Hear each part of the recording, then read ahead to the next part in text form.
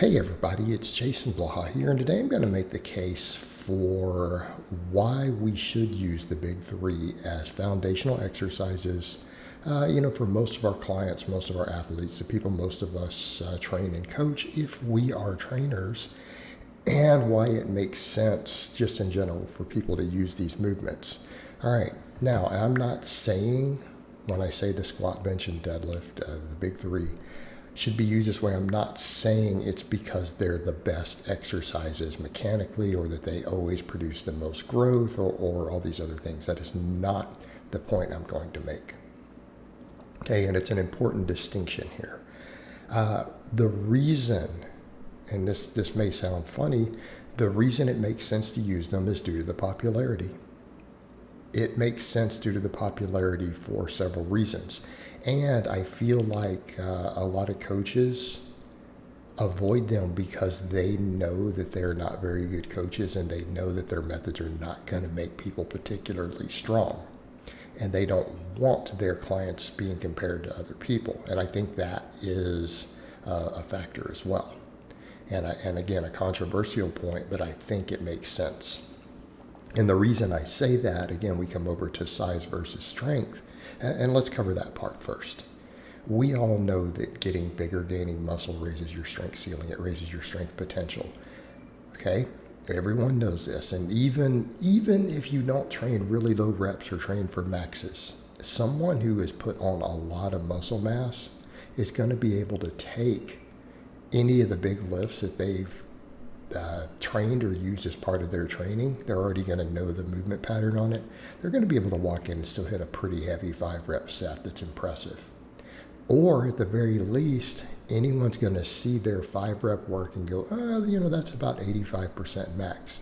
The person just did X amount of weight for 5 reps. Their max is, right around here. They're going to be able to compare you to other people. All right.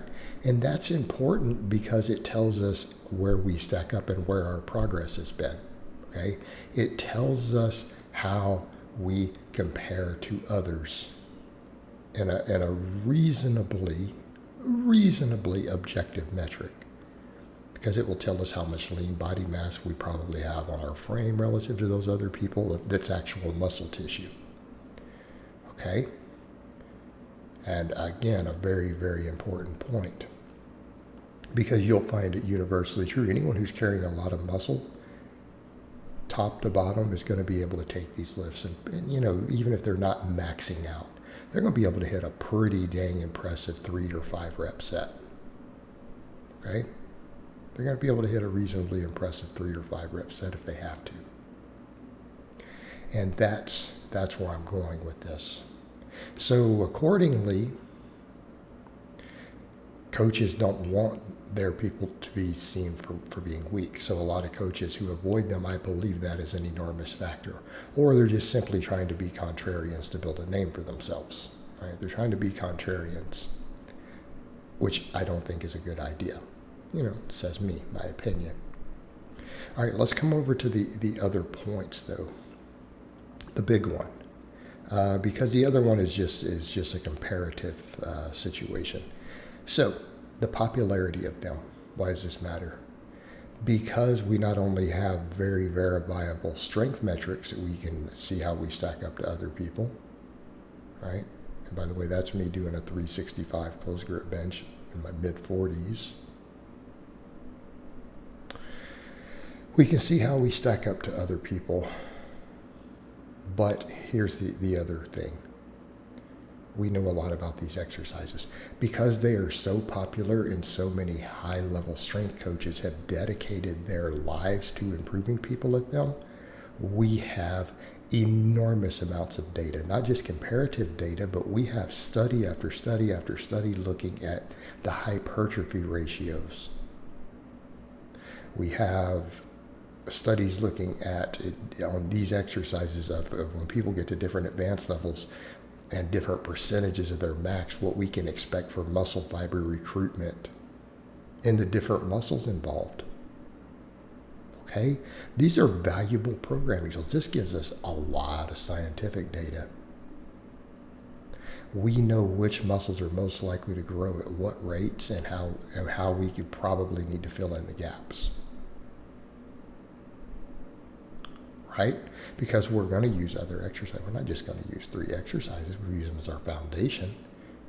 All right, you have that. Then we have all the technique stuff. In other words, coaches have dedicated their lives to these movements. We know how to program them safely.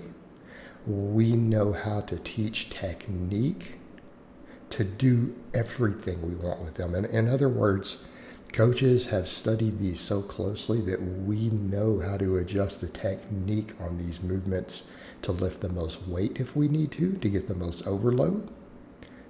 We know how to adjust the technique to emphasize a certain muscle more. Okay? So even let's come over and step away from the performance part, the hypertrophy side.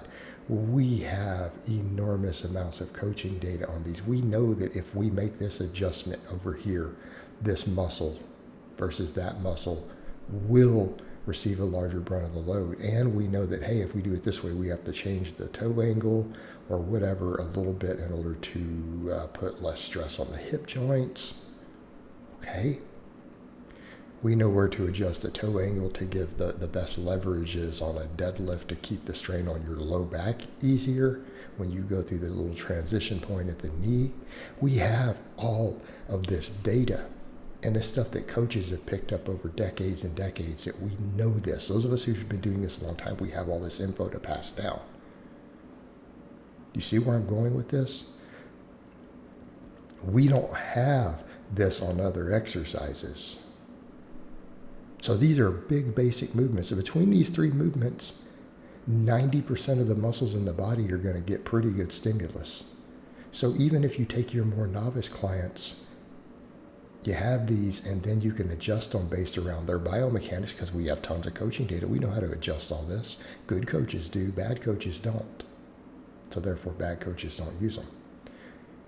Okay, we work all those muscles, but then we know, okay, we also need to fill in the gaps with other stuff. We also know, again, which tendons are likely to get inflamed, how to avoid that, all these things. It's easy to avoid overuse because we know this stuff. It makes sense to program them. And I think because of that, this is why a lot of inexperienced coaches who don't know this stuff, they're not in the circles, they haven't bothered to learn it, they'll shy away from them. And I think it's a dead giveaway. It's a dead giveaway that they're a bad coach. Just my opinion. All right, guys, but that's really all I have to say on that today. I hope it's been informative, and I will talk to you guys next time.